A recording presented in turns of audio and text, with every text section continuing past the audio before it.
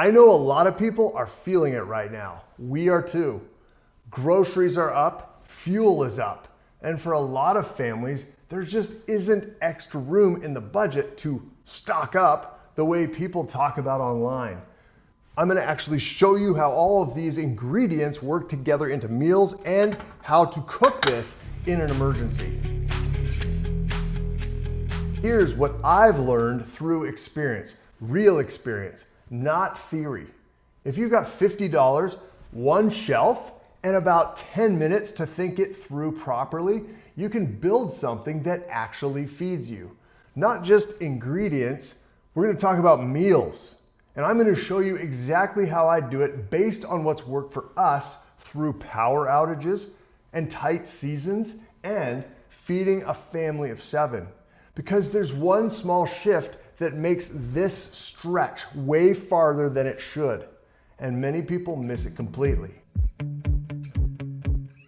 We've lived in a condo, we've lived in a small apartment, we've lived in homes where space wasn't unlimited and budgets definitely weren't either. About 20 years ago, we almost lost everything in a freezer during a long power outage because we weren't thinking in systems yet. That sticks with you. Because now fast forward, 4 teenagers at home, a full house, and a lot more responsibility. And what I've realized is this: when money is tight, you don't have room for guesswork. You just need food that makes sense, that gets eaten. Food that doesn't just sit there waiting for someday. And whether you're feeding a big family like ours, or it's just 2 of you at home right now in a quieter house, the principle doesn't change. You're not building a stash. You are building something that you can live on. And once that clicks, that's where preparedness starts to grow. The setups that actually hold up over time aren't built around individual ingredients and just stockpiling. They are built around meals because ingredients sit, meals get actually used. And once you start thinking in meals instead of items, that $50 starts stretching a lot farther than it looks like on paper. And I'll show you exactly what that looks like. So we're working with $50. That means every single item has a job. No filler, no maybe someday I'll use that. No random bulk buys that don't turn into anything. Just real food that turns into real meals. And when I build something like this, I'm not just thinking around categories like grains and proteins. I'm thinking, what can I actually cook tonight? If I had to. Because that's what matters when things are not normal. So let's start at the beginning of the day with breakfast. Now, mind you, with all of these items on the table, some of these items are going to be different in your location, and these items are representative of what I am talking about. So let's go with that. The size of item that you buy or the amount of item you may buy for your $50 shelf may be slightly different than the item that's available to me, or you may substitute different things into this $50 shelf, but the principle is the same. So let's start looking at this. Breakfast. A pancake or biscuit mix is one of the most flexible things that you could have. It's cheap, it stores well, and it turns into something filling very quickly. And you can add protein to it. The cool thing with this is you can actually make your own homemade Bisquick. There's multiple recipes on the internet to do that. I would suggest you do that. This one here is just an example of what you can get at the store. Now let's talk about turning this into a meal. And that means talking about protein. For us, if power is available, that might be something like our homemade sausage that we make. You can also buy sausage and put it in the freezer. But if the power's out, this might be things like peanut butter or milk powder added to this to give it a little extra protein, or maybe even some freeze-dried eggs that you can scramble in a pan. Now you've got something very easy that actually feels like a meal, not something to just get by. And here's where it starts to connect. This same biscuit mix, it's not just breakfast. We're gonna come back to that. Now let's move into our main meals. This is where rice and potatoes come in. Pre-cooked rice or potato sides, right? They are easy, they are quick, and they don't take much cooking or effort. Here's another one. It's a pasta. So this is a fettuccine alfredo. Not too bad. So you've got a lot of carbohydrates there. So let's add some protein.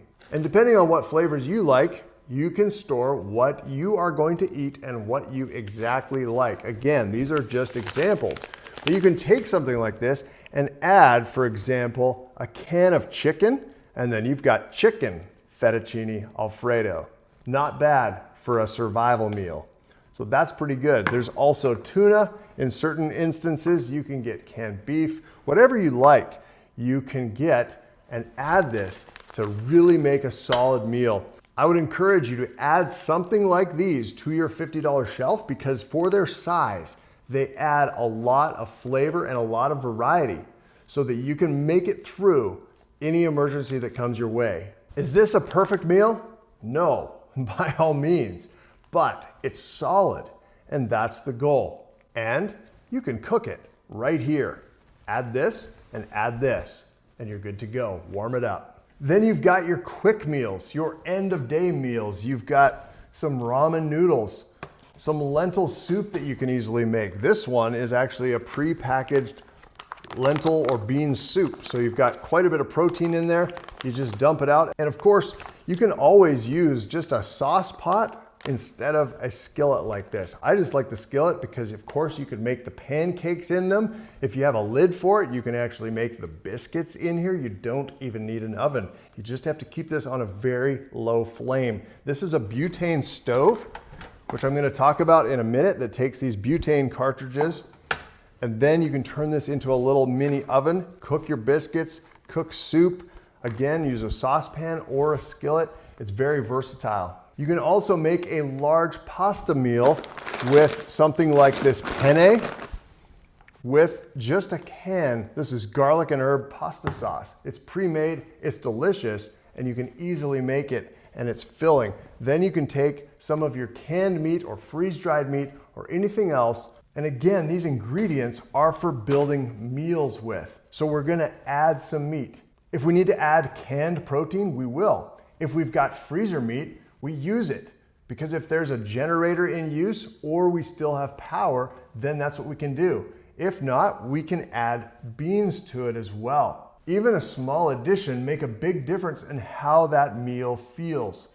And this is where everything starts working together, because now you're not just eating separate meals, you are building overlap. Those biscuits from breakfast, now they're part of dinner with soup, with stew.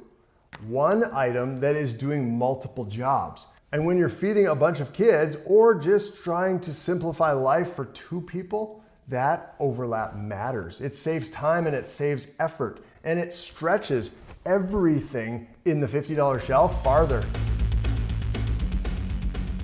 Now, this is the part that people don't think about until it's too late. I've seen this in real life, emergencies affecting real people.